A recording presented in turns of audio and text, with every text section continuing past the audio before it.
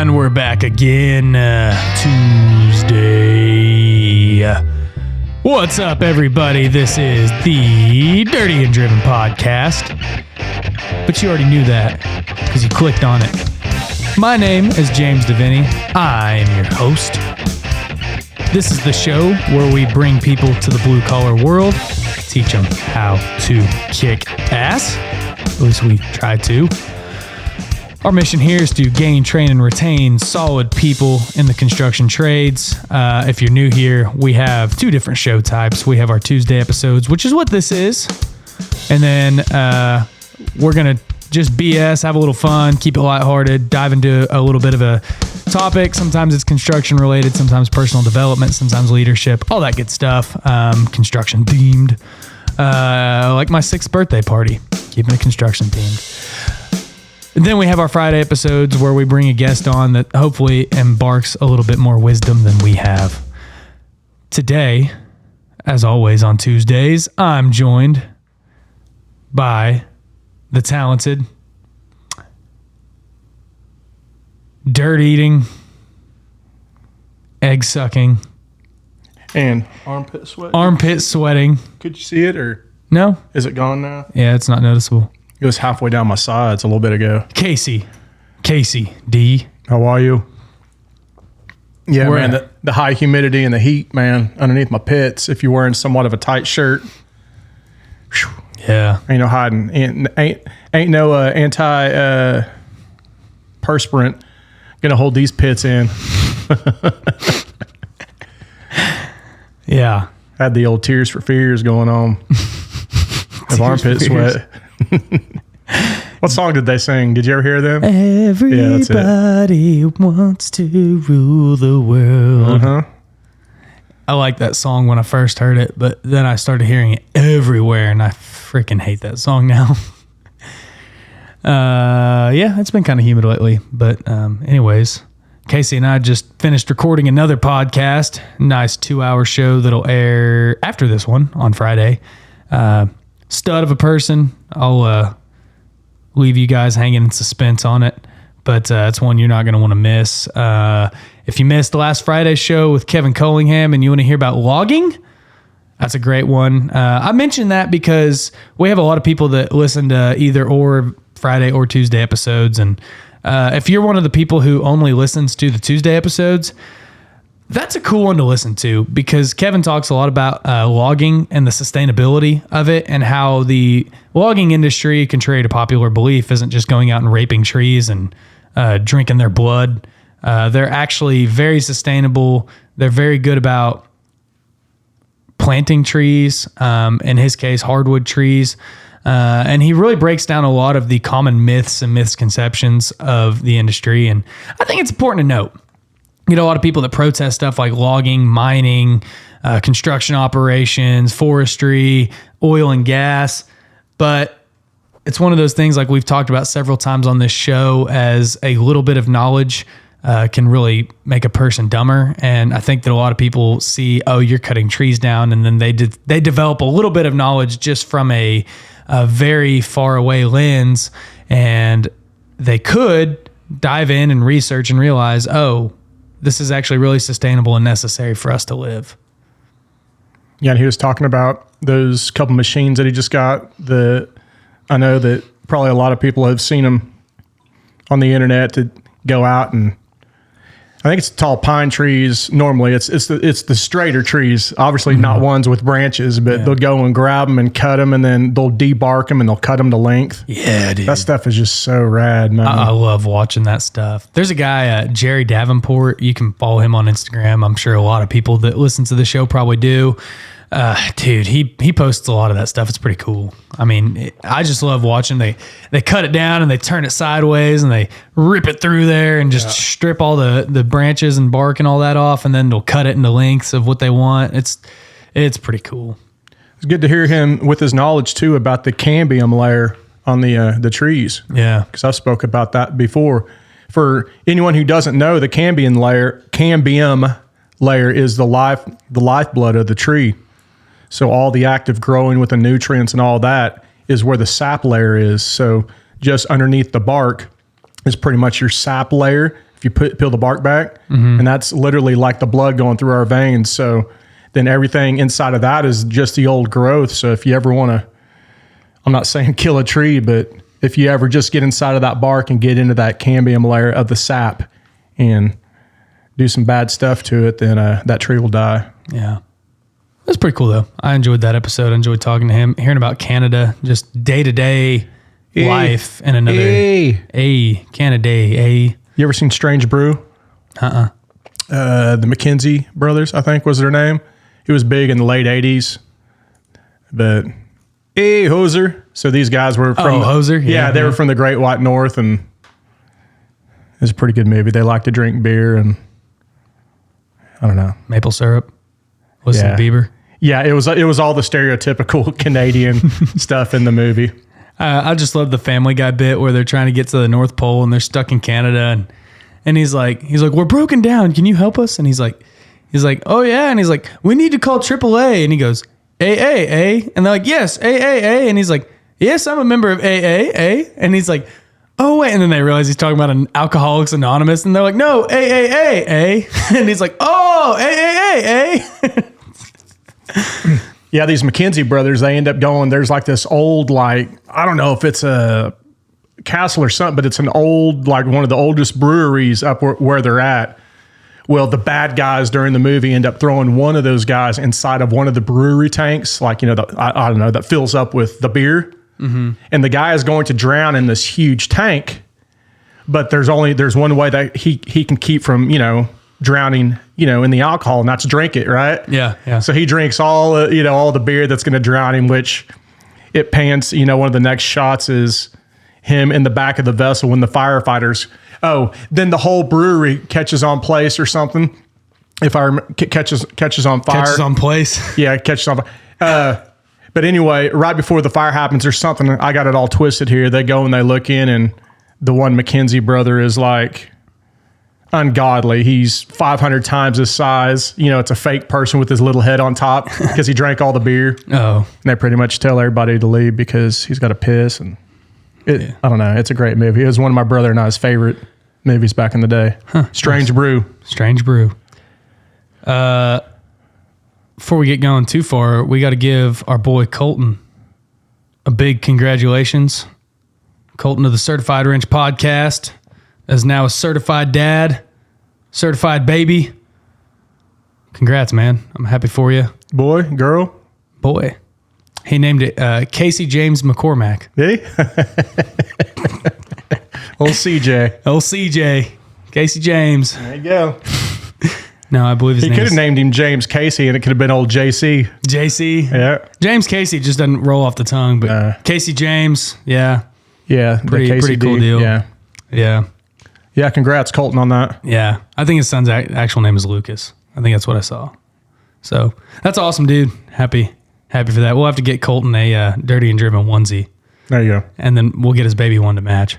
That'd be a one of one if you did get a onesie, right? Yeah. It'd be the only one that was probably ever made. So probably, at least for now. Maybe there's a market for it. Yeah. Yeah.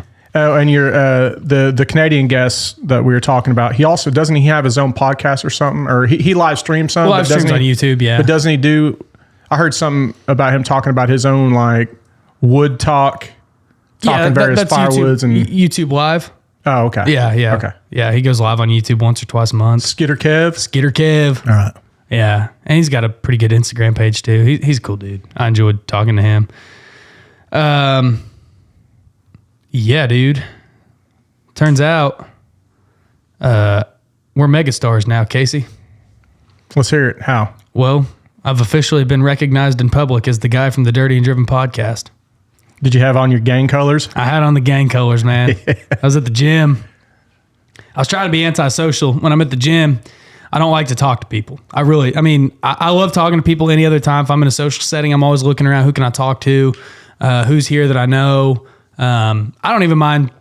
I don't do well around brand new people. Like I will once I have an introduction or whatever. I used to be really good about just going up to people and, talking, but I don't know. As I get older, I just kind of recluse a little bit more, but, anyways, at the gym, I'm there. I have a very limited time window between the time they open and the time I got to be at work. So time is money for me to get a good workout in. But I was wearing my gang colors, and a guy came up and shook my hand. He said, "Hey man, big fan of what y'all are doing." Blah blah blah. And then he tells me he's your cousin. And I was like, you know what?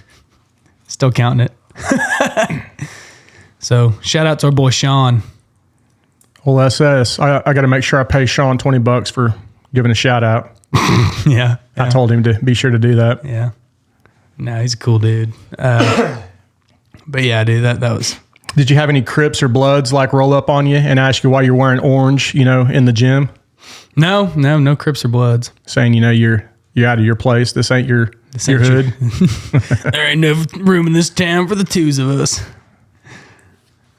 Yeah. We don't want those OSU colors around here. And that could be Oregon State Beavers too. Orange and black. That's true. I guess they are also orange and black. Yeah. It's funny. I met a girl from Oregon State before, and we were both wearing OSU shirts. And they were so similar. Like mine just said Cowboys and hers said Beavers or whatever. But they were both OSU. It's funny. Speaking of Alabama State. Alabama State. Is that who beat OSU? If you want to call it a beating, Yeah. I think it was Alabama State. Yeah. Yeah, or Southern Alabama Or something. something. I don't know. Yeah, that was an ugly show. I don't really care about football that much. People keep like especially my dad, who's what happened to your Cowboys? He just trying to really razz me. I'm like, dude, I honestly didn't even know they lost till the next day. So like, I don't really give a shit. Let me tell you something. Back in my college days, and even a little after my Back college in my days, day, we need a button for that. It's like back in my day, dude. You're going to be saying it too, and I've heard you say these kids nowadays. You're only 25. I am these kids. I am these kids. Yeah, but you're trying to say these kids, and you're referring to somebody that's like 21 or 22. Dude, I'll say this kid sometimes talking about somebody who's older than me. Like, I mean, I don't know. That's just how I talk. When you're my age, you can start saying these kids. But you're going to start saying back in my day. You'll say it whether you mean have good intentions or bad. All I'm saying is back in my day. No, I say it to my little brother too. I'm not knocking. I'm just saying we need a button this like back in my day. Whenever we say that. Well, back in my day, in my college days and shortly after, I was huge into sports. Played sports, all that crap, and I was really, invested in, especially OU football and stuff. And I'd get so pissed when they'd lose, or even, bad play, interception, turnover. I mean, bad, not punching walls bad, but pretty close to punching walls bad. Just stupid. Blood pressure, just, give me a reason to drink another beer, any reason.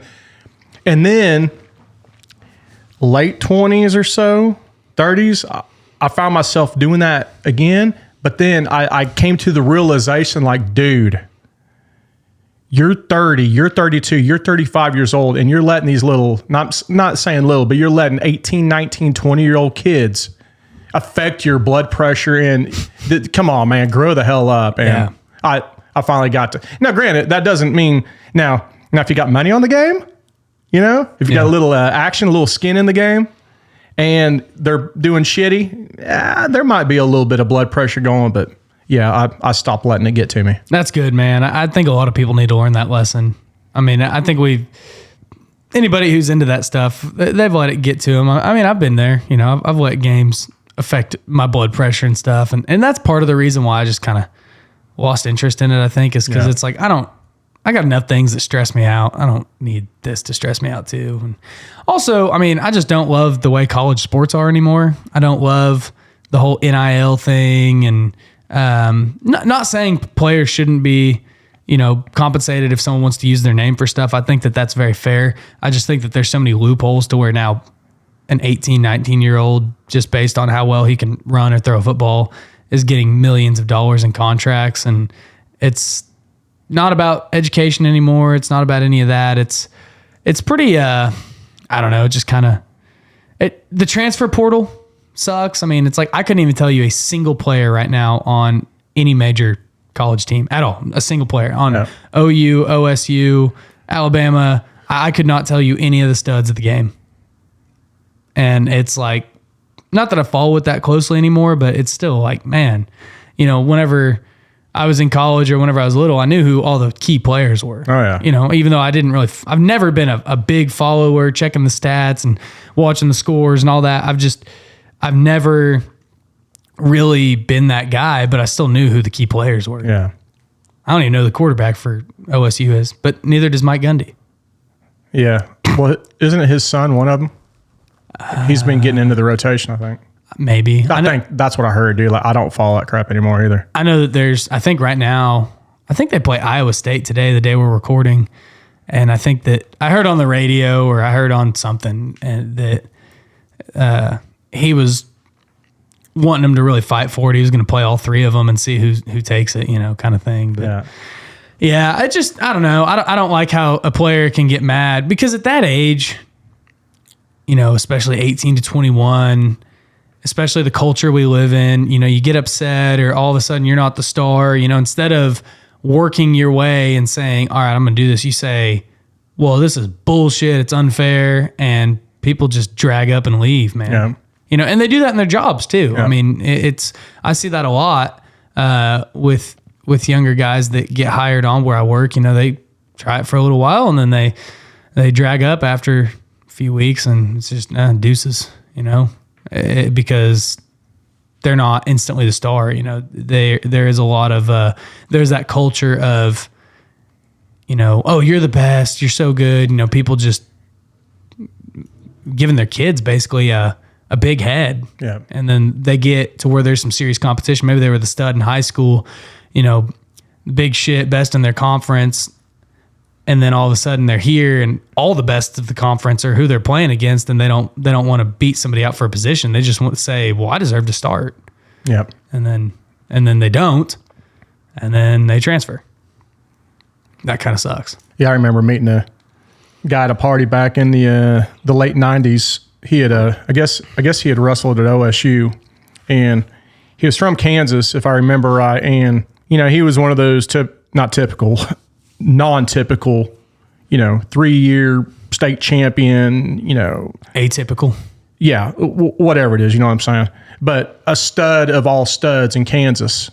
Well, when he goes down to the wrestling program at OSU, this might have been like John Smith's first year coaching or something. Mm-hmm. When he goes down there, John Smith gets all the wrestlers out, and he pretty much tells every single one of these studs that, hey, I want y'all to look around. Every single guy in here is a 3-time state champion. Y'all are a dime a dozen. He goes, here, it's you got to earn your spot, you know, because there's all badasses here. So kind of goes to the point of, you know, you need to be the uncommon of the uncommons. Yeah. When you're at that level, and especially with D1 football, especially like, you know, OU, for example, man. I mean, you can't, just because you got a scholarship there, you can't assume that, you know, the job is yours, you know. Well, dude, you look at the best at anything, whether it's sports or business or anything where you see somebody who's just the top of the game.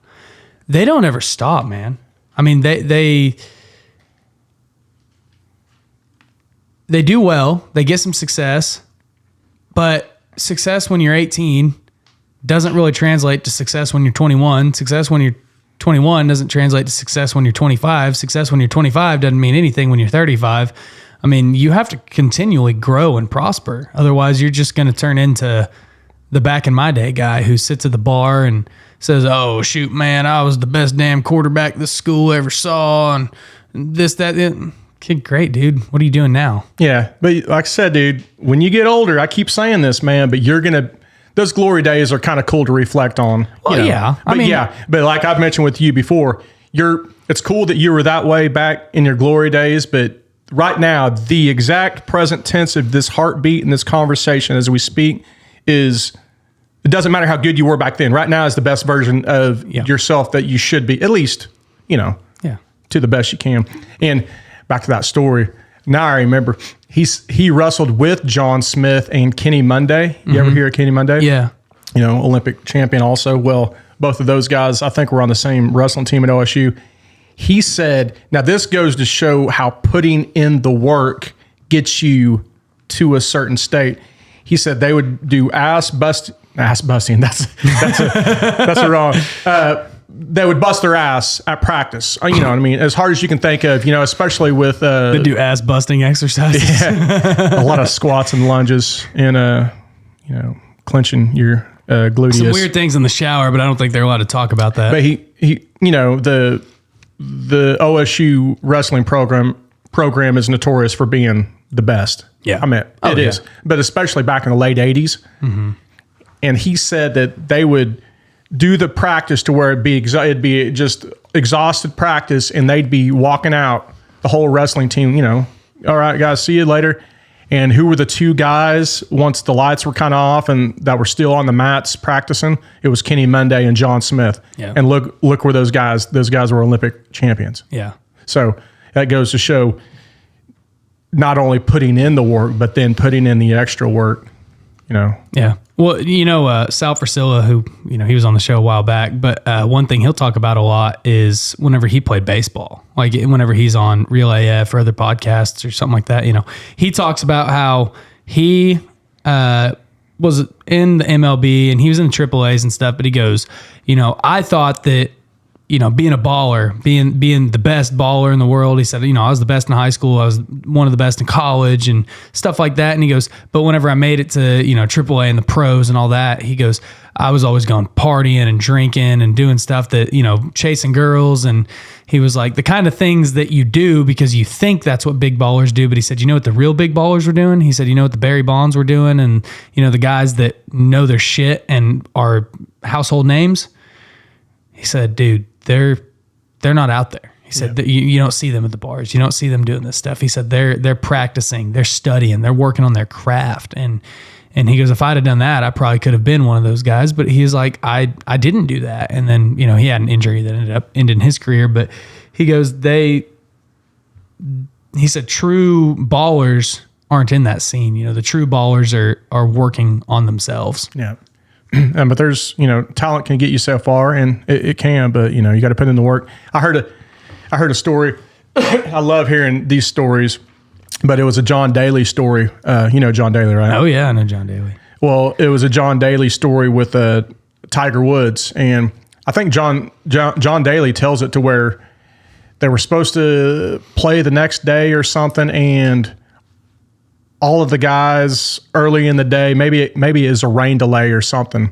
John Daly and Fuzzy Zell or some of these other guys, they're having drinks. They're at the bar drinking, you know, at one of these tournaments, hanging out, and they see Tiger come by, and they're like, "Come on, Tiger, have a drink with us." And Tiger's like, "Nah, man, guys, I can't. I got to go." So Tiger leaves and goes and puts in the work, you know, just with reps, you know, hitting golf balls, whatever it is. Well, after 3, 4, 5, or 6 hours, however long it is that Tiger's working out. Well, Tyler Woods. That Tiger's working out. He comes back by. You know, it's about nighttime then, and you know, John Daly and them are still drinking. Mm-hmm. Come on, Tiger, have a drink with us. And Tiger's like, dude, I can't. And then Tiger pretty much goes up to John Daly and said, dude, if I had any of the talent that you had for not as little as work as you do, but pretty much as little as work as you do to be able to drink and shit and still be able to perform the way that you do, then, you know, maybe I'd have drinks. So I think Daly said the next day, Daly went out and like kicked ass at the tournament for, you know, and, you know, I kind of didn't put a bow at the end of this story, but the kicker is, you know, well, I get what you're saying. Some people have to put in reps, but imagine people like John Daly, or there was this UFC fighter, Roy Big Country Nelson. Did you ever know him? No. UFC fighter. He was big probably about 10 years ago, but he fought at heavyweight, but he probably could have cut down to like 185 pounds, but he just never wanted to put in the work to lose weight and get on a strict diet, but he still was a top level fighter. Yeah. But it's one of those deals that, man, imagine if a guy with that much talent put in the work, you know, the sky's the limit with what he could do. Yeah, absolutely. Yeah, that's true. I mean, there's a lot of people that do that. I don't even remember how we got on this. Great little subtopic. OSU, wearing your orange and black colors. Yeah. Started with the Beavers and then the Cowboys. And see, cool, man. That was good. That was good stuff. I gotta go piss real quick. Okay. I'm gonna start a little rant on GCs while you do that, because I have had 2 just ridiculous run-ins with general contractors in the last couple weeks that I think the old listeners would love to hear about. Man, I just want to tell you, if you are a GC, a general contractor, the type of person, just a CM at risk or something like that, where you're not doing any of the work yourself, you just are hiring a manager and a superintendent to go out there and manage the job. Remember that your subcontractors are your employees, basically, and you have to treat them as such on this job. But the kicker is, whenever you have employees, you say, hey, you know, this is what we need you to go do and stuff like that. And they say, okay, you know, I'm wherever you tell me to go, boss. But whenever you have subcontractors working for you, they have other jobs too. And you are not always their top priority job. But as a GC, you cannot run your people ragged, your subcontractors ragged, because they also have a life and they have humans that have lives that work for them. So if you get yourself in a bind because you don't know how to schedule, that's your fault, man. I mean, don't put that back on your subcontractors. Now, maybe you're in a bind and you have subcontractors that you have good relationships with, okay? It's about building relationships. Maybe you have those people that you have good relationships with. You say, hey, man, I'm in a bind. Can you help me out? Like, tight timelines, stuff like that. Okay, yeah, we'll help you out, man. Like you've been there for us. We'll be here for you. But if you don't have that, dude, you can't push your people to no end. So I bring this up because I've had 2 GCs that we've paved for in the last few weeks. And they have both just been absolutely ridiculous. One of them was a job that we had to bid it through them because of it was federal money and they were minority owned, and it had to be a minority owned company that got it. I think it actually had to be an Indian owned company. And so we bid the whole turnkey job through them.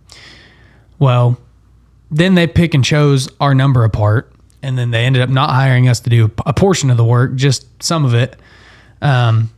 Which was whatever. We were like, okay, like I wish you would have communicated that on the front end, but they underbid themselves a lot on this job trying to get this work. And instead of using our price and just putting on their, you know, bullshit markup that they do and then giving it to the customer, they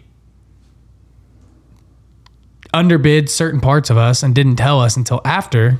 So it was like, well, we need you to just do the paving portion. Okay, fine, whatever. We don't have time to do the dirt anyways. Cool. Well, then they come in and they do a bullshit job on the dirt. They get a lot of change orders. They're change ordering the customer or the client to death, and it's bad. It's a bad deal. And they're putting out a sub-quality product, and you have people like us who are telling them, hey, you're not doing things right. You need to change it up. And then they're sitting here saying, oh, no, it's fine, whatever. Well, for one, they built the road a foot shorter than it should have been. And they were supposed to bring in dirt and do that. Well, they said, no, we don't need to. It'll balance. Well, it didn't balance. It was built in a swamp. It's soft.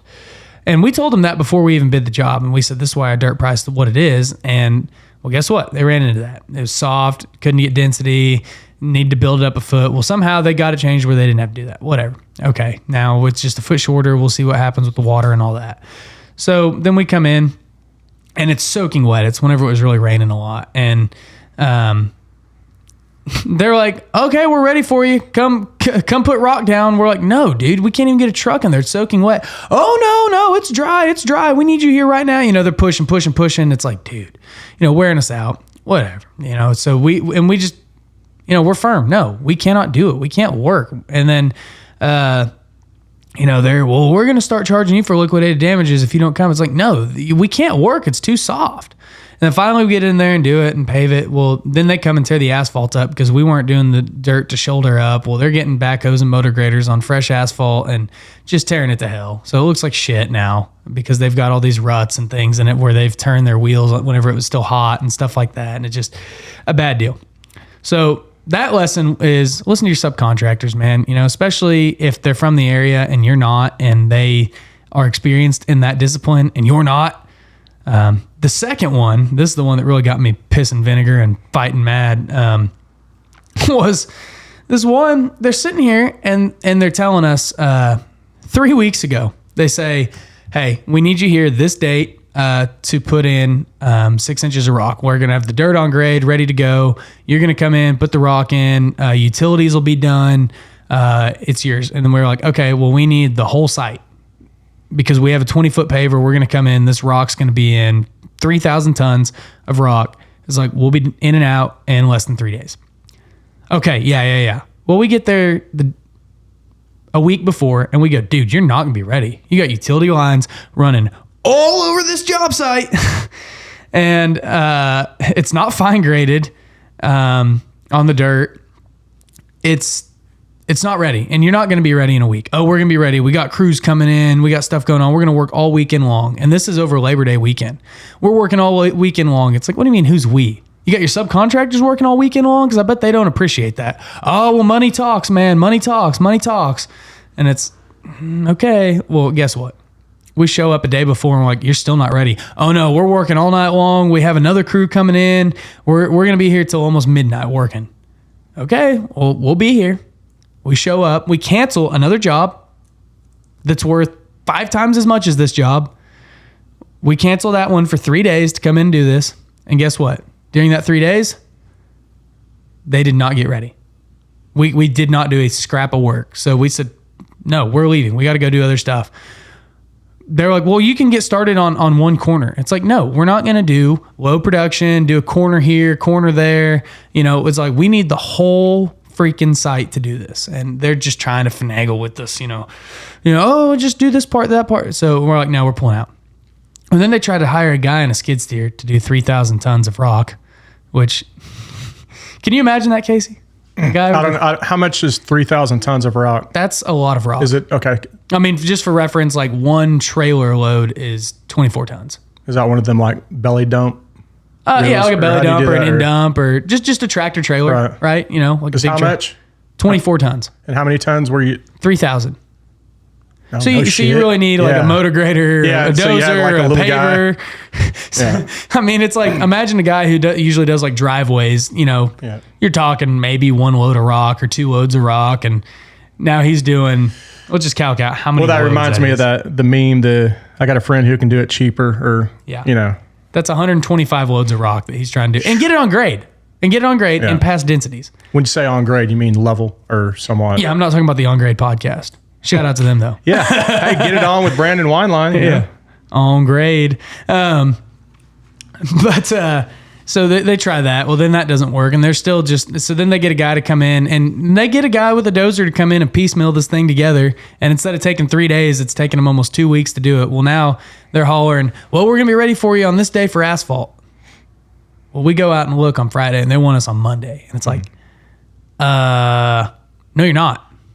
Because you still have fucking utility lines open where we got to be paving that are 10 feet deep with trench boxes in them. It's Friday evening, afternoon, like 4 o'clock on Friday. You still got things open. You still got people pouring concrete. The rock is not even close to grade. There's still piles of rock everywhere that are yet to be spread. And you're still probably going to have to haul in more from offsite.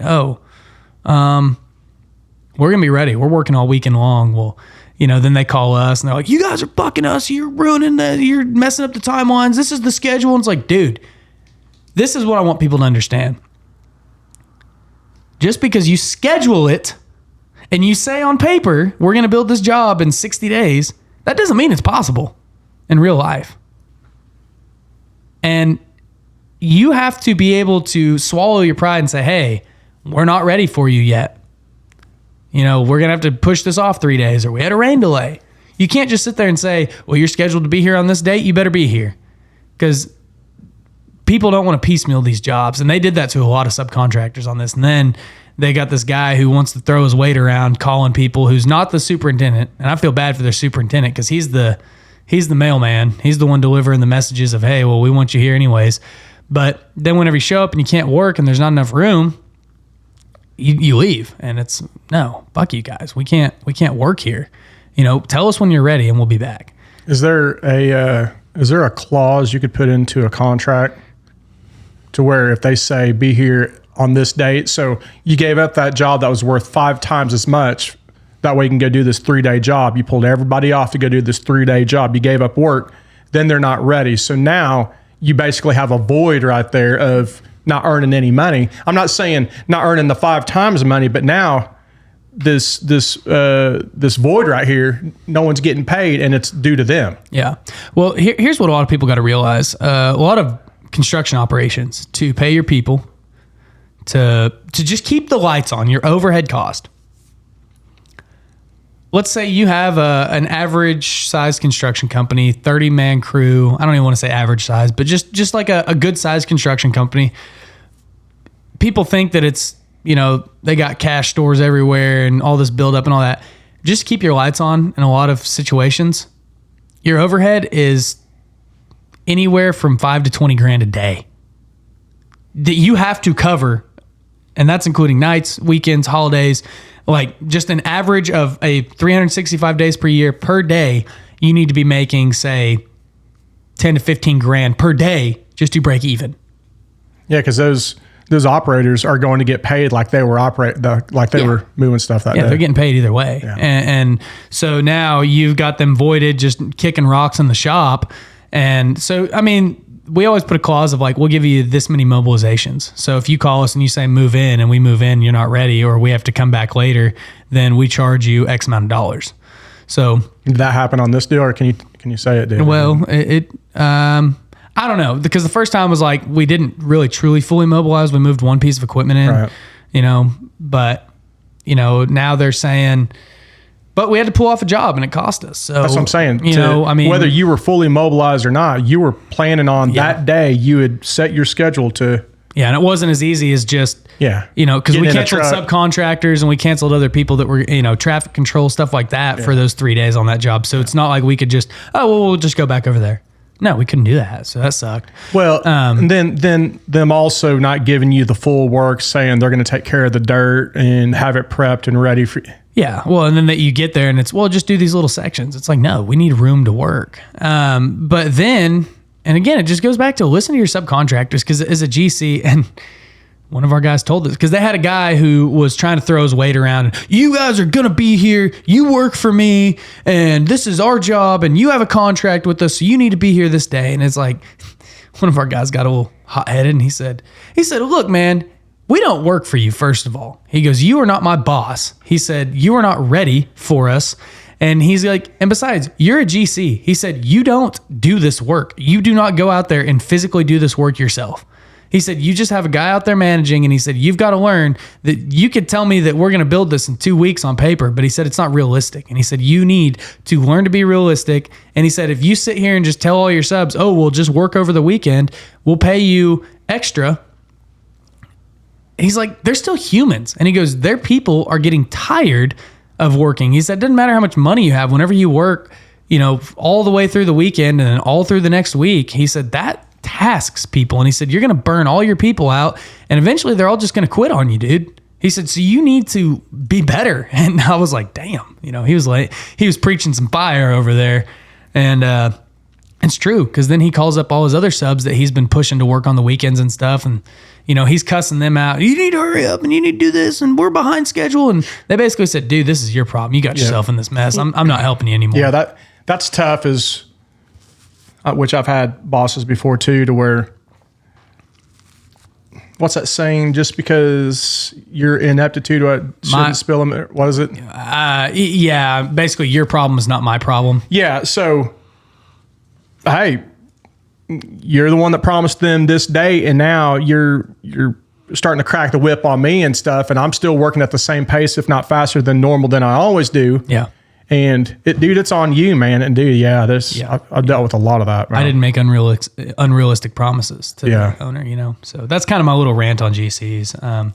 But that's why, is the construction industry, there's a lot of opportunities. And I want to give a shout out to a contractor. And whenever I say this kid's killing it, man, dude, kid's 17. You might know who he is, Evan Stever. He's only 17. And he might only be 16. I'm not 100% sure how old he is. 16. He's he looked 18. He's the one who He's the one who we borrowed the man lift from to get this table. up here. Okay, yeah. But dude, we've been working a job with him. He's been a subcontractor for us. 17 years old. He's got 10 guys working for him. Dirt crew, concrete crew. Pretty nice equipment. He just got a new truck. He's had a new dozer for a few years. Like, he started this company when he was like 12, 13, 14, something like that, in that range.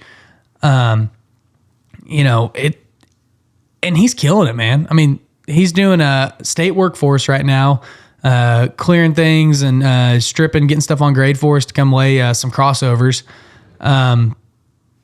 Dude, kid's a stud. And I talked to his guys, and they're like, yeah, man, he's 17, but he's awesome. They're like, he's a great guy to work for. Well, so there's room for good people in this industry. And he's a product of his raising. I don't know his parents, but I'm sure he didn't just start it out of the blue without some guidance from. Yeah. Oh yeah. His dad is very integral to the business. Great example of whether it's parents or the caretakers or whoever, just leading by example, man. I'm a kid that age doing that. Yeah. I mean, that's more than I've done, as in, you know, overseeing crews and stuff. That's amazing. Yeah, and I'm going to get him on the show. I want to hear his story. Yeah, I mean, I know his dad's helped him out a lot. I don't know how much financially or whatever, but I know that he runs it. He bids jobs. He's and I treat him. I don't care how young he is, dude. He is one of the most professional people I've worked with. He texts me at the end of every day, you know, hey, here's what we got done today. Here's our plan for tomorrow. You know, here's how many trucks we need from you guys. Like, just, you know, and I've even told him, like, hey man, you don't got to do that. Like we're good. If the plan changes, let me know. But he texts me, you know, hey, here's what's up. And I'm like, all right, cool. And then, if I call him or text him, he's quick to respond. If he doesn't answer it right then, like, he'll either text me back or call me back real quick. But he is just a very professional operation, and you can tell talking to his guys that they like working for him. He's not ragtag. It's a good operation, man. I mean, I didn't know much about him before. Like, I know his dad, you know, just from passing, and you know, I've met them and talked to them before, but I honestly had no idea how good or bad their business was, but I've been very impressed with them. So I could see people rolling up to the job site, you know, some old gruff people, and walking up to the 45-year-old skid steer guy and, are you the boss? It all gets pointed to the, yeah. No, I'm the one. Yeah, and it's not like he's one of those guys that's 17 but looks like a freaking man child or something, you know, with a beard. I mean, he's like 17 going on 15. You know what I mean? You know, he's that's great. There's hope. Yeah. Well, dude, and that's what I'm saying. There's room for good, solid people. Yeah. You know, I think that your old school yell and scream companies of, you're going to do what I say, they're not going to last, because they aren't going to get people on board. But whenever you get somebody like this who's, you know, hey, like, I care about my people, I want to help them, you know, we're going to do business the right way. I don't care how old you are, man. There is room for you in this industry. Tell you what, if he pays me what I'm getting paid and then some shit, I'll go to work for him. I'll call him boss. Dude, that's what his main guy said. As I was talking to him the other day, his foreman, and he goes, dude, I was working on the road, and he's like, I didn't want to work on the road anymore, but I wanted to make that kind of money. He said, he's paying me almost what I was making on the road with per diems and everything. And he goes, I don't give a shit that he's 17. He goes, he's one of the best bosses I ever had. I said, that's awesome, man. That's not that. I could go on a different rant here, but that's where it goes to hiring somebody just to check a box. Dude, I don't care who it is, what color you are, what age you are, any of that stuff. Mm-hmm. Dude, if you can get the job done, I want the best person to get the job done. I don't care about age and all that goody. Yeah, and I get people my age saying, dude, yeah, one of the biggest things for me in this industry is just my age. People discount my age. And, you know, I faced that when I first got into like a management role. And I mean, I was green, but I mean, I would ask questions. I'd be willing to say, I don't know. I'd be willing to say, let me ask my boss. He knows a little bit more about this stuff. And I still am like that. Mm-hmm. But dude, people have a healthy respect for guys that they don't care how old they are. As long as the job's getting done, then they don't care. They treat you like an equal. I get treated like an equal anytime I'm on a job site. I still get people that go, you're James? I thought you were going to be way older. And I'm like, no. I heard James Devaney was 10 foot tall. Yeah. I don't know what kind of accent that was, but I don't know. another one that's doing it too. I walk on with my long hair and they're just like, I heard William Wallace killed Cinnamon with his pinky. With his penis. Isn't that Gage kid? What, Gage Watson? Gage Watson. Yeah, how old's he?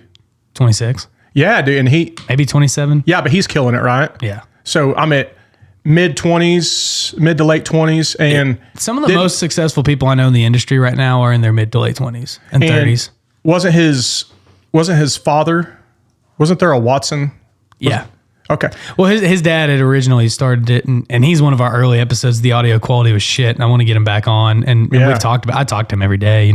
We've talked about. We just haven't worked out a time yet. But yeah, dude. His dad had the company, but it wasn't what it is now. I mean, his dad shut the doors, and he was down to nobody, and he started back up with him and one guy, and now they're 12, 13 people deep. Yeah, but I'm sure that I don't know his family relationship, but I'm sure his dad had somewhat of a hopefully good influence on his work ethic and where he's at. Product of your upbringing. And that's where strong men are important, dude. I mean, you hear me say it till I'm blue in the face that weak men are the degradation of society. And I truly believe that, and this is why it's so important. We just had a 2-hour conversation with a gentleman about investing in your people. Well, dude, you invest in your people and they become better men of society, not just construction workers. They don't just become better workers, but they become more financially responsible. They become more just responsible for the actions that they cause. They become more responsible people, men of society, or women. But, I say men because I think that there's a lot of women who are doing good leaders, but you see how many single moms there are versus single dads. There's a lot more single moms because the men ain't shit. You know what I mean? So I think that strong men breed strong men.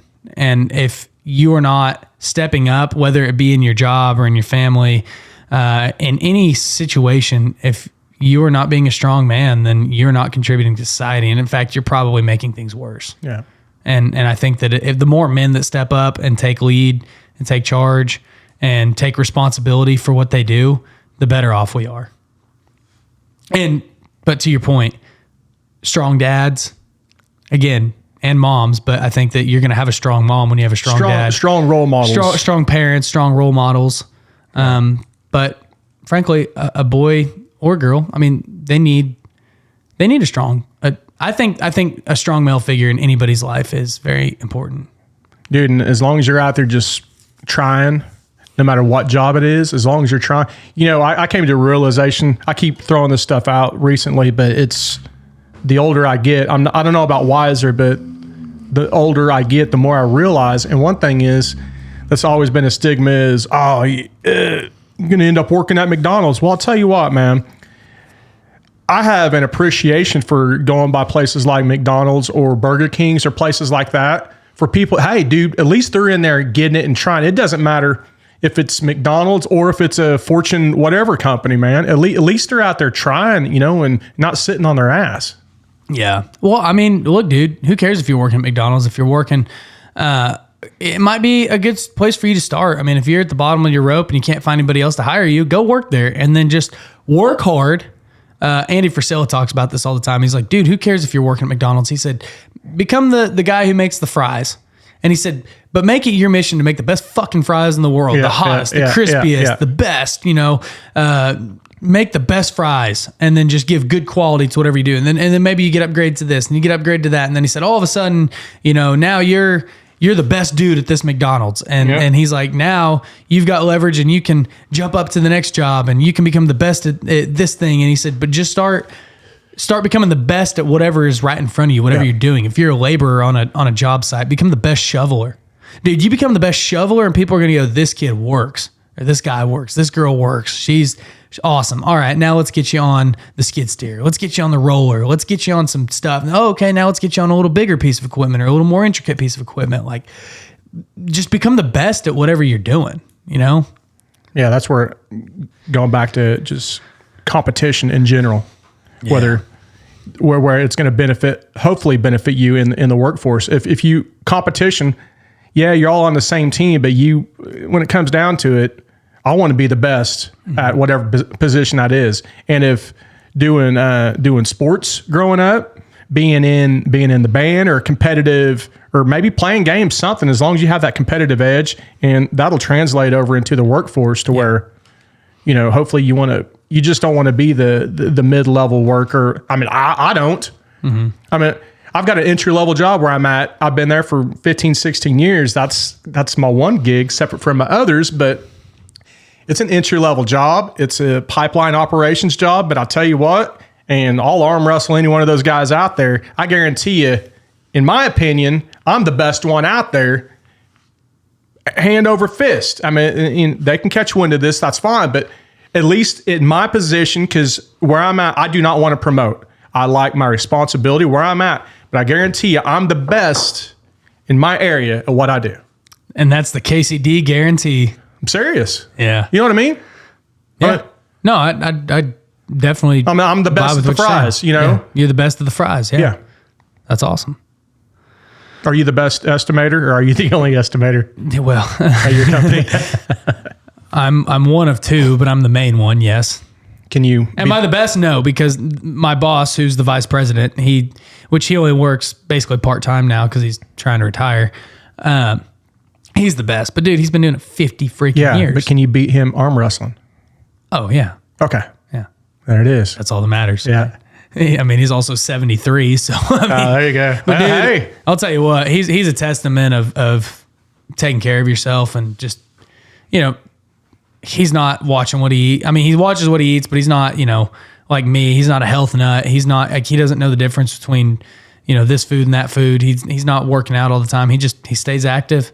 He stays happy. He doesn't overeat. And I mean, the dude's in really good shape for being 73 years old. I mean, you look at some guys that are 73 and they look like they're about to die. Yeah. He's still sharp. One of the sharpest people I know. He's a really incredible guy. Before he retires, I'm gonna get him on the old Dirty and Driven podcast. There you go. He's got 50 years of just incredible stuff, and he can talk, man. He's one of those guests that you just say, "Welcome to the Dirty and Driven podcast," and it's gone. You know, he can talk. We can go pick up some food and come back, and he's still Stories all day long, man. I got a bone to pick with you, Casey. Let's hear it. Come on. You came out here. You changed the locks on the doors to the studio.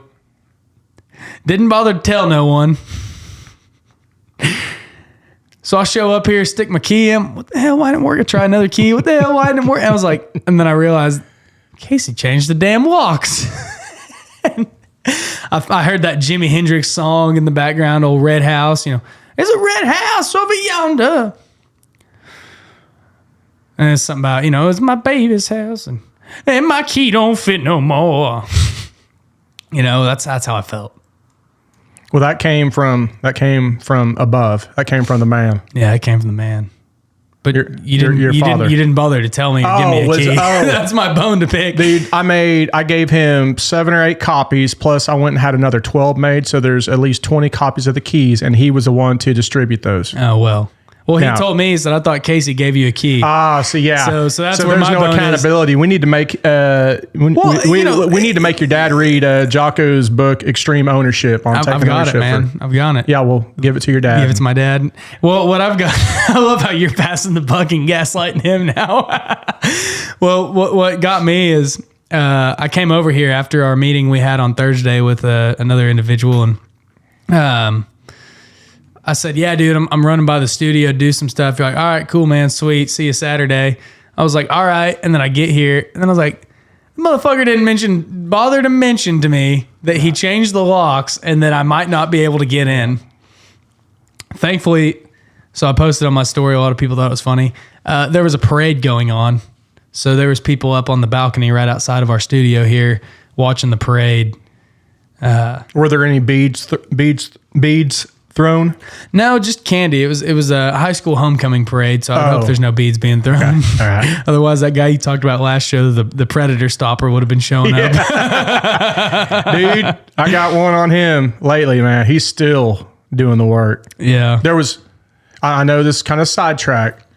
So my wife was watching. It's alive, so it's one of those like Facebook. It'll give you an alert, but a lot of this is on Rumble. Then there's a deal called Locals, which it's a legit site, but it's an even if you pay, then you get it's an uncensored. Oh, it's like OnlyFans. Yeah, but it's not. But it's not that. It's one of those. The guy's got to make. I mean, dude, I sent you that deal the other day. Just in the last 4 years, he's had 400 and some busts to where of predators. Just this one guy, all throughout the U.S.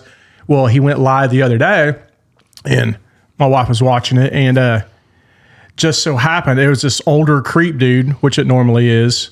The older creep dude wigs out. And while it's live, the guy goes and grabs a knife off the shelf and starts slitting his wrist right there live on the deal. Whenever he's being confronted about all this predatorial stuff that he's doing with children and all the pictures and text message exchanges and all that. Wow, dude, it's live. So they're there. They've obviously called the cops. Now they call the cops, but they call the ambulance and stuff too, and they're putting pressure on the wounds. I mean, this is live, real stuff going on. Well, once the cops come and they give the backstory and all of that, one deal is they record everything for security reasons to show that he doesn't.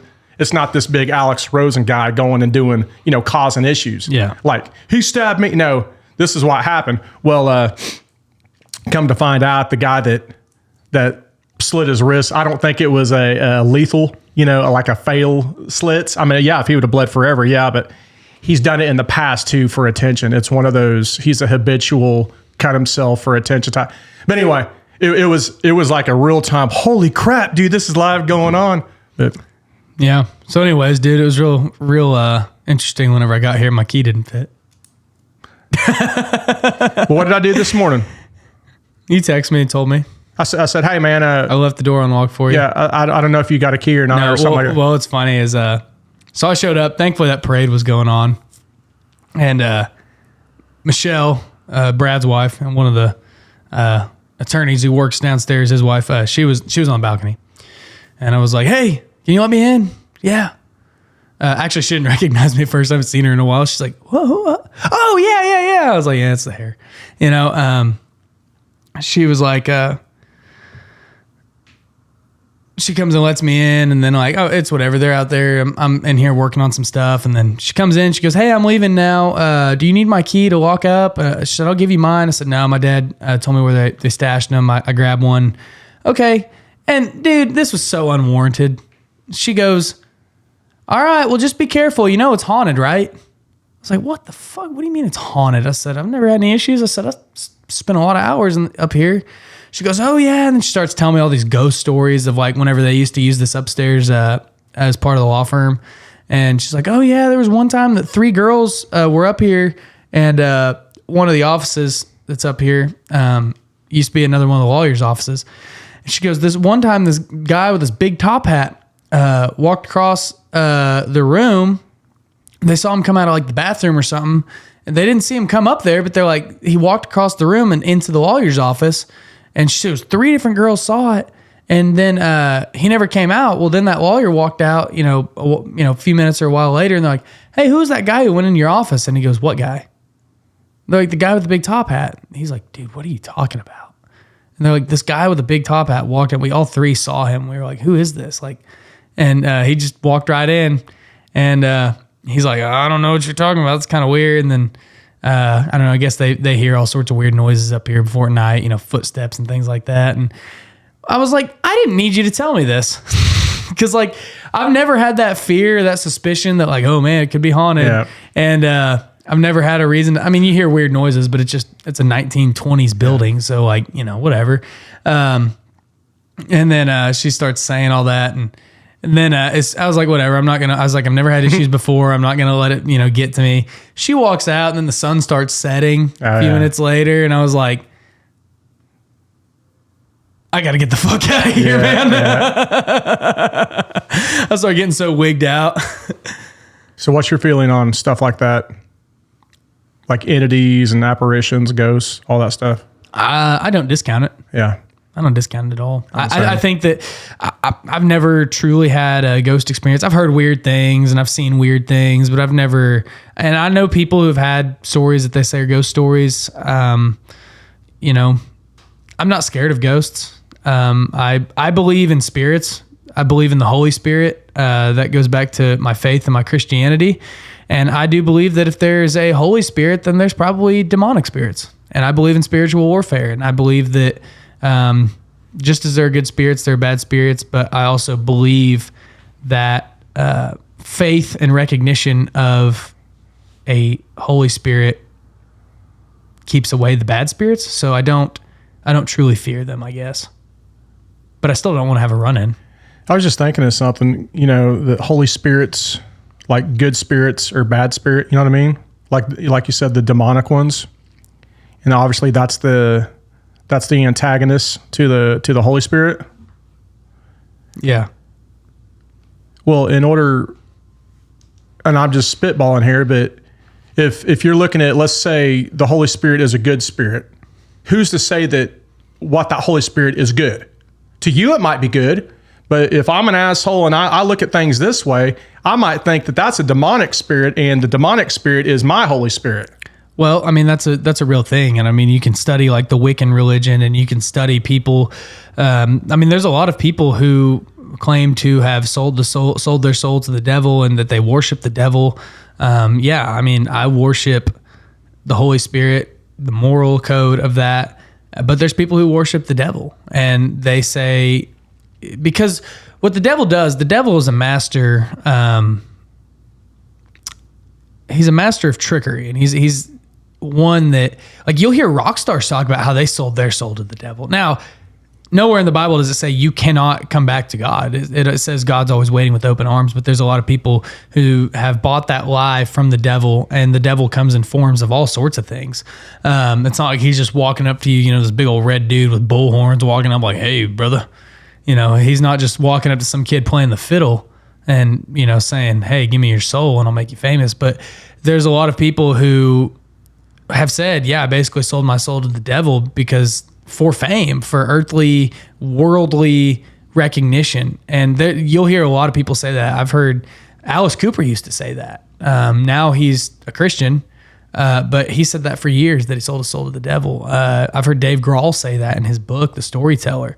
You know, there's a lot of people that they do that for fame and success and power, but if you believe in what the Bible says, and not everybody believes in what the Bible says, but what the Bible says is if you do that and you sell out to the worldly possessions, then you will have no riches in heaven. I think a lot of people do that, though. I think, and I could be an asshole here, but I think they're milking the teat from both ends. Well, I mean, you can be a successful person and be a Christian. I'm not saying you can't be successful. I'm not saying you can't be a big musician, but it's, you know, your moral code of ethics. I mean, what are you doing to get to that point, and what are you worshiping? Are you worshiping sex, money, drugs, rock and roll, or are you, you know, I mean, there's famous rock stars that are Christians. I mean, you know, there's famous actors that are Christians, but there's people who have also gotten there because they've basically said, they basically work as an anti-prophet. You know what I mean? Like they glamorize the things that we shouldn't, and they do that. So Interesting. Yeah. I mean, there's a lot that you can do with that. So yeah, man. But I believe in spiritual warfare. I believe that, especially, man, like you see somebody who newly becomes a Christian, a lot of times they will start having a bad time. They'll have a very rough run after becoming a Christian because it's the devil attacking them, basically testing the faith, basically saying, no, dude, are you sure? Do you really believe in this? How rooted is your faith? Because I want to take that away from you. I want to get you to fall away. So it's kind of I don't know. It's just interesting. It's a very interesting thing, spiritual warfare. So yes, to answer your question, I do believe in spirits and ghosts and stuff like that. I don't know if I believe in them in the traditional sense of like, you know, Casper the Friendly Ghost or something like that. But I believe that there are certain paranormal things that happen. Yeah. Joe Rogan did a cool thing. I can't remember who he was talking to. God, was it? It was one I just listened to. I don't know if it was. I think it was one of his comedian buddies. Oh, it was Matt Rife. He was talking to Matt Rife. And Matt Rife, I guess, is big into ghost hunting. That's like one of his side hobbies. He travels the world doing ghost hunter stuff. And Joe Rogan was like, so do you like believe in ghosts? And he goes, I don't know. He's like, I'm not 1,000% sure, to be honest with you, Joe. He's like, but he goes, I've seen some paranormal stuff. And he goes, but Joe Rogan had an interesting take on it. He said, you never see ghosts in the daytime, at least outside or something like that. And he goes, and you hardly ever see them outside. You hardly ever hear about them outside. He said it's usually in like a dark room or, a confined space or something. He goes, I almost wonder if it's like a figment of our imagination, but like there's a spot where like somebody got murdered or something weird happened or stuff like, someone died there or there's just a weird memory that's left there. And he said, I almost wonder if like there's certain things that have a conscious being and like in the right atmosphere, in the right setting, in the right moment, we as humans can see that previous memory. And I was like, that's kind of interesting. Because if you study stream of conscience and like collective consciousness and stuff like that, it's a very interesting topic. That's good. That's a good explanation on it, man. Yeah. And we don't know. Because another deal too is we're limited on our senses. We have our, what is it? 5 senses? What is it? Yeah. Something like that. I know it's basic, but that's just like the light spectrum that we can see is just this right here. It's just in this little, and if you ever look at the diagram, whatever it is of the light spectrum, you've got your X-ray, you got your ultraviolet, you got all that. And all we can see is just this little dot here, just this little space here that we're actively in. And now, granted, we have all these infrared things and all this technology we can use to see other ends of the spectrum, but we can only, as of right now, physically see this. The same with the sound spectrum. Who knows about the feel and all that stuff? It's just such a wide array of things that who knows, maybe sometimes we might be able to maybe tap in and just see just a little bit something else that could pick up things like that. Yeah, and I do believe that there's something going on there.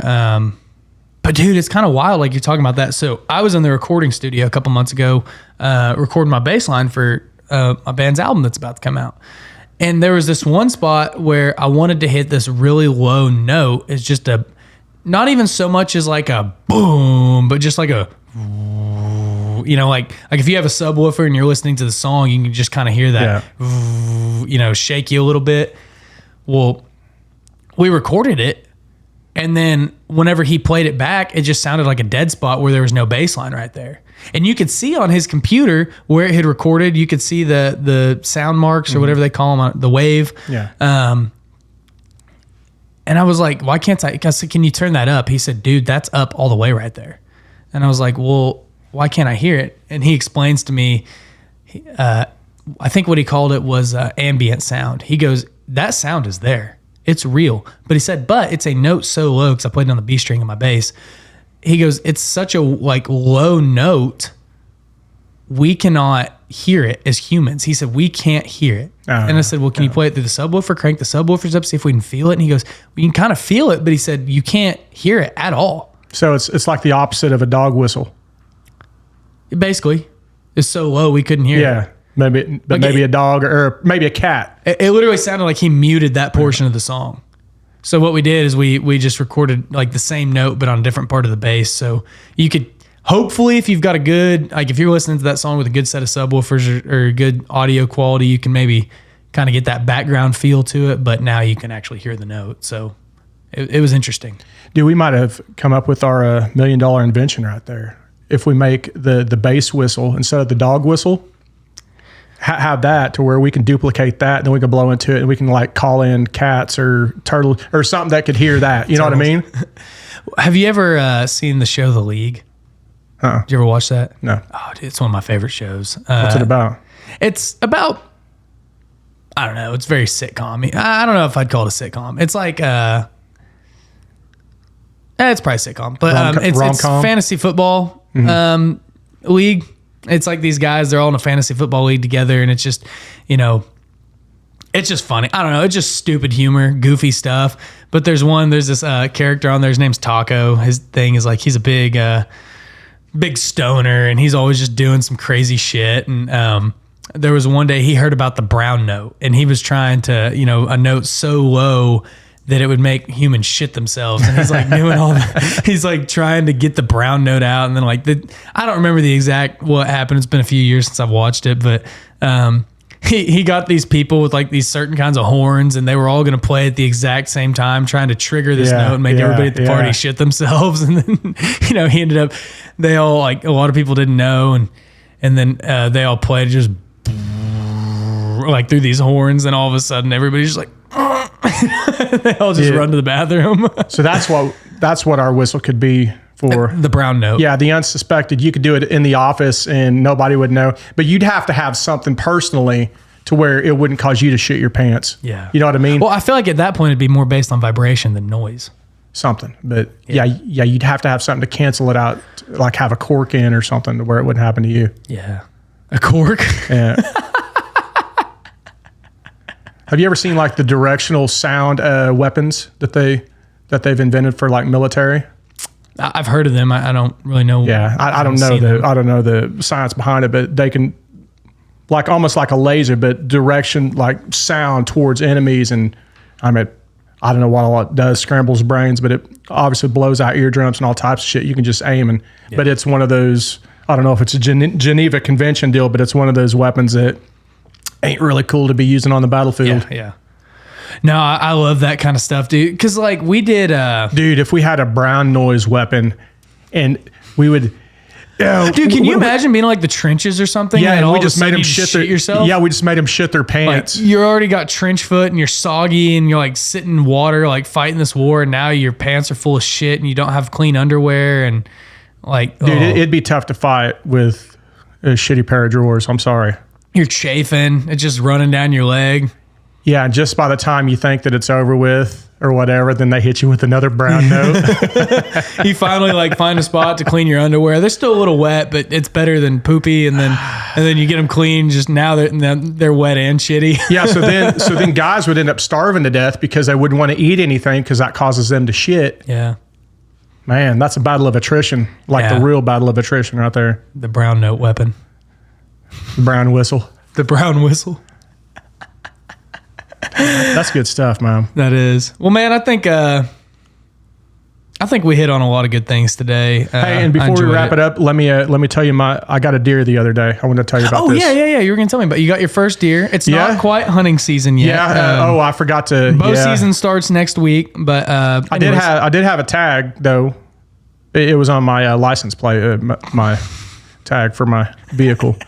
I was on my way into work. It was like 4:30 or 5 in the morning, probably going a little too fast. I was going about 50 or 55. And I can't drive. Dude, I'm serious. 55. I started and I was singing. I literally was started singing to myself in the cab. It was one of those, it was my last day, at least out at the energy company. This was Thursday. And was it a buck or a doe? It was a doe. Okay. It was a big one too. Early season doe. Gotcha. Okay. Yeah. So I started singing to myself. It was a Chris Knight song. Where the hell's the sun? Hasn't rained, for the Backwater Blues song. I just started singing the first verse to the song because I was in a good mood, And out of the Johnson grass on this hill to the right of me, I was going down Old River Road, kind of coming in, just south of 60. Out of the Johnson grass, out of nowhere, man, this deer comes across, and I'm going a little too fast for the environment, at least for this situation. I swerved to the left, and I've always been able to swerve and miss animals. I swerved to the left just a hair, and then I couldn't swerve anymore. I'd have been in the ditch. It'd have been nasty. So, swerve to the left, swerve to the right. To the front. I swerved that truck all fucking night. Yeah. So when I swerved, I realized I couldn't swerve anymore, and I had to go just straight. It was what it was. So then I slammed on my brakes, right? Yeah. And I probably, skid X amount of feet. Were you in your Chevy or in your Kaiser? I wish I was in my Kaiser, but I was in my Chevy, and 3/4 ton truck, and I was probably going about 50 at the time when I hit this thing head on, and I had the brush guard, that ranch hand brush guard on the front of my truck. Yeah. Dude, I hit that harder than shit, and right when I hit it, I was still going. I didn't slam on the brakes. I just continued after that because it was what it was. Mm-hmm. I had enough time to go, you stupid fuck. You know, I was thinking about that deer. God, you. And then probably 4 seconds after that, you stupid. I felt the deer had went underneath my truck. I drug it that far. And then it was long enough for me to think about that. It was like 3 or 4 seconds at going 45 or 50. Then I felt roll underneath the bottom of the truck.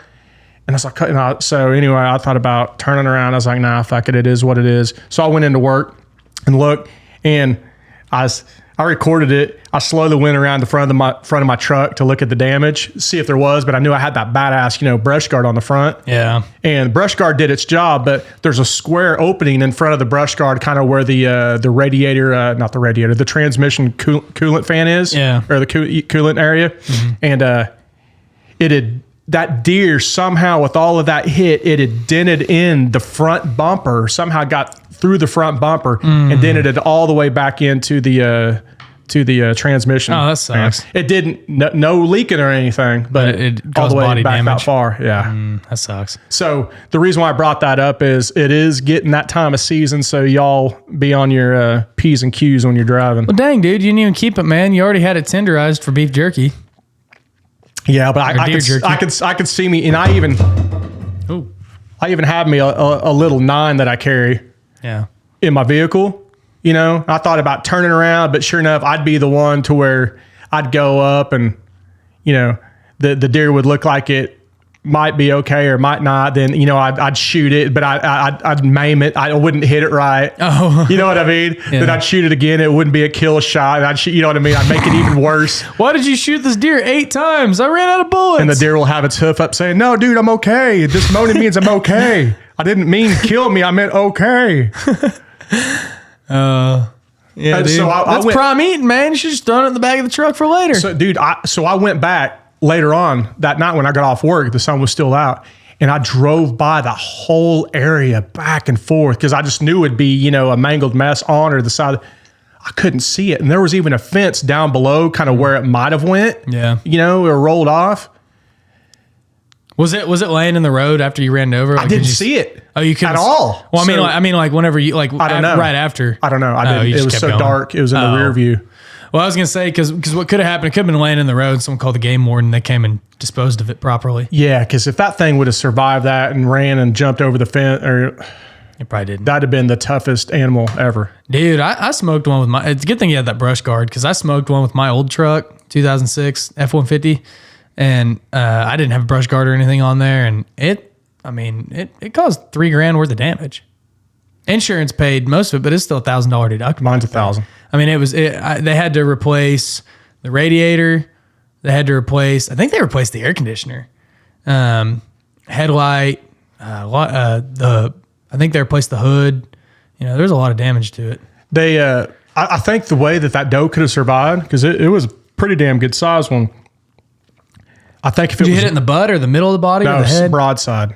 I mean, dude, it was just straight. Yeah, it was coming like perpendicular to my truck. Yeah. So I mean, that's how this one was. But I hit it with the left side of my truck. I just hit its butt. No, mine was dead center of the front of my truck. Gotcha. But I'm thinking the way that this deer could have survived if it was drunk. Because they say a lot of times if you get in an accident and if you're drunk, you don't tense up like on a motorcycle. If you're drunk, you just roll, and as long as you don't fight it, then you won't hurt yourself. So maybe if the deer was drunk when I hit him, yeah, that could be. Or her, I meant her, yeah, or whatever. She could have been coming home from a night out, yeah, sneaking back to her parents' house on a night out. Yeah, that could be. That very well could be. It's real. Yeah. Well, dang, man, I'm sad you didn't keep it. It would have already been tenderized. It's like Charlie Barron says, the old Midwestern comedian. He's always saying, you got to have a nice big knife in your truck in case you hit a deer. And, when you do, you just got to field dress it right there in the middle of the road and throw it in the back for later. And it's already tenderized for jerky. So it's ready to go. Yeah, but don't you worry about the adrenaline if there was adrenaline running through its veins? I mean, you know if it's dead. Oh. I mean, like I hit one time. My first deer I ever shot, I've only shot a couple, but I hit it and it was a clean shot right through the heart. I mean, it was a perfect textbook shot. I thought I missed because he he bucks up and he starts running. He's scared. There's two of them. They're fighting each other, and it was like right at shooting light. And I was watching them. It was right as in the evening is the last legal minute you're allowed to shoot a deer, and I smoked that dude and I hit him right in the heart. And I think, oh fuck, dude, I missed big time. He gets up, he runs 10, 15 yards, full sprint, and then just like crumples like a pop can, dude. Just dead as a doornail. Perfect. And I was like, oh, okay, I did get him. So, I mean, and then I was very cautious walking up to him because you hear stories about, you walk up to the deer and all of a sudden their adrenaline starts pumping and then they attack or whatever. Yeah. But I had my pistol on me too, just in case. And I mean, I still had my rifle, but a 30-06 round point blank is not the most ideal of things, you know? So I had my 9 on me and he was dead. I mean, you could just tell he was limp. Whereas I shot another one time that he was still real tense, and I let him sit for a little while and then I don't think it was conscious, but after a few minutes it just like went loose, I guess.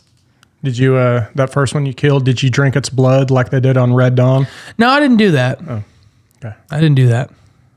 I think I ate its heart. Not raw.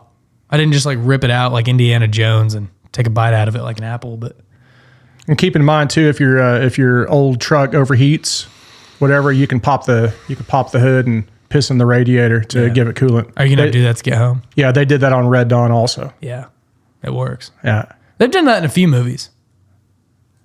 take a lot of piss to hopefully. Be a lot of piss, dude. Yeah, no like, shit. And take that like guy, a gallon. take that guy from Strange Brew that drank all that beer. Yeah, You know what I mean? yeah. Well, man, I think it's a good place to cut her off. That was a good episode, man. This has been probably one of my favorite Tuesday episodes we've done in a while. Not that I dislike them, but Our Saturday, Tuesday episode. it's just fun, man. It just was a fun episode. Covered a lot of ground. Guys, keep your eyes out for this Saturday or this Friday. I mean, after this show comes out, we got an awesome guest that a lot of you probably gonna recognize his name if you're in the construction business and you're active on social media at all. If you're not, definitely check him out. He's a cool dude. Anyways, guys, without further ado, thank you all for being here, listening. If you like the show, remember that we do have the tip jar down below. If you click the link in the show notes, if you want to give us $1, $2, $10, $20, $100, 10 out of 10 out of 5 out of 5 out of 10. yeah, anything, man. Anything helps. We spend a lot of money on this show, and we're spending more money just to up our production, make our studio better. And we're also just trying to help the industry, trying to get some more clients. If you want to actually hire us and not just give us money, you can hire us for consulting. We'll help you implement a gain, train, and retain program. Working with a couple companies right now, and we're really excited about it. We think it's really going to help make an impact in the industry. Anyways, that's all I have to say other than leave a 5-star review on your favorite streaming platform. And if you want a free sticker, DM us, email us, connect with us on the website, the word sticker, and a little bit about yourself, and I will mail you a sticker anywhere in the world. I don't care where it is. So anyways, guys, thanks for listening. And remember to do something hard today. By God.